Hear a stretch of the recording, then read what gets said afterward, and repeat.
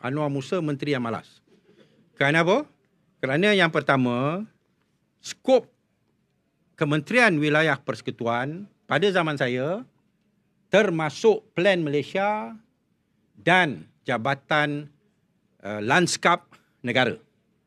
These are national. Ni peringkat persekutuan, ya, national function. Tapi bila dia ambil alih, Plan Malaysia dan Jabatan Lanskap Negara dia serah kepada KPKT.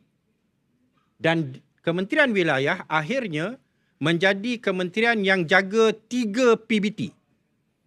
DBKL, Putrajaya dan Labuan. Ya, Perbadanan Labuan, Perbadanan Putrajaya, DBKL. 3 PBT bawah satu kementerian. Tak ada fungsi peringkat nasional. Ya. Banding dengan KPKT yang menjaga 100 lebih PBT. Ya, walaupun kita akuilah yang bawah KPKT, PBT itu adalah di bawah kerajaan negeri. Tetapi you can imagine the scope of work. Ya. Walaupun dia orang ada menteri besar, dia report menteri besar, KPKT pantau, tapi KPKT juga jaga perumahan, KPKT juga jaga PBT, KPKT juga soal bomba dan sebagainya. Dia serahkan Plan Malaysia dan Landscape Negara kepada KPKT dan dia tinggal dengan 3 PBT. So he's a very lazy menteri. Ya. Dia kurangkan dan ini sangat demoralizing bagi pegawai-pegawai dalam Kementerian Wilayah. Yang mana mereka melihat kementerian mereka dan tugasan mereka diperkecilkan. Atau bukan diperkecilkan, dikecilkan, dikurangkan.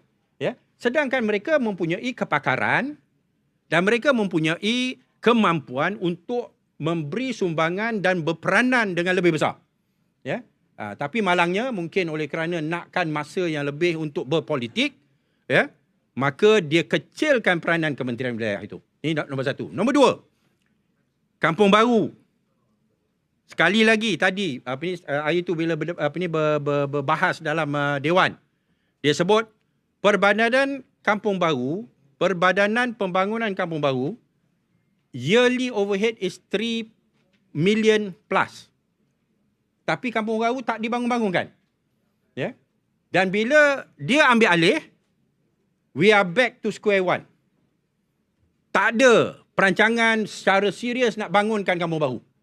So you're spending, you belanja 3 juta lebih setahun, pembangunan Kampung Baru ni, yang mana menjadi sebab musabab kenapa wujudnya Perbadanan Pembangunan Kampung Baru ni, pembangunannya tak ada perancangan yang tersusun. Ya. So this is very disappointing. Ya. Ini pun kerana malas. Ya. Saya harap Menteri Wilayah Persekutuan mengambil berat tugasannya sebagai menteri. Nombor 1, ambil alih balik Plan Malaysia. Plan Malaysia ni peranan dia act as a macam bagaikan third party consultant kepada pembangunan fizikal negara di seluruh negara. Sebagai contoh, yang South Penang punya development, Plan Malaysia yang berikan guideline, teguran dan sebagainya. Ya. Persempadanan di antara negeri, Plan Malaysia menjadi sebagai pihak yang menguruskan. Semasa zaman saya, isu sempadan di antara Negeri Sembilan dengan Melaka, Sungai Linggi dapat diselesaikan. Ya. So, semua ni merupakan peranan-peranan yang penting yang perlu Plan Malaysia duduk di bawah satu kementerian yang akan memberikan Plan Malaysia exposure yang lebih. Begitu juga dengan Jabatan Landscape Negara. Dia punya taman-taman persekutuan, taman komuniti, dia punya planning pembinaan taman-taman di seluruh negara. Kalau letak di bawah KPKT, dia jadi bagaikan jabatan landscape di PBT saja, nothing. Ya. So kita perlu naikkan peranan dia dan di sini saya harap Kementerian Wilayah akan kembalikan kedua-dua entiti ini di bawah jagaan mereka untuk memberikan kelebihan kepada peranan-peranan ini.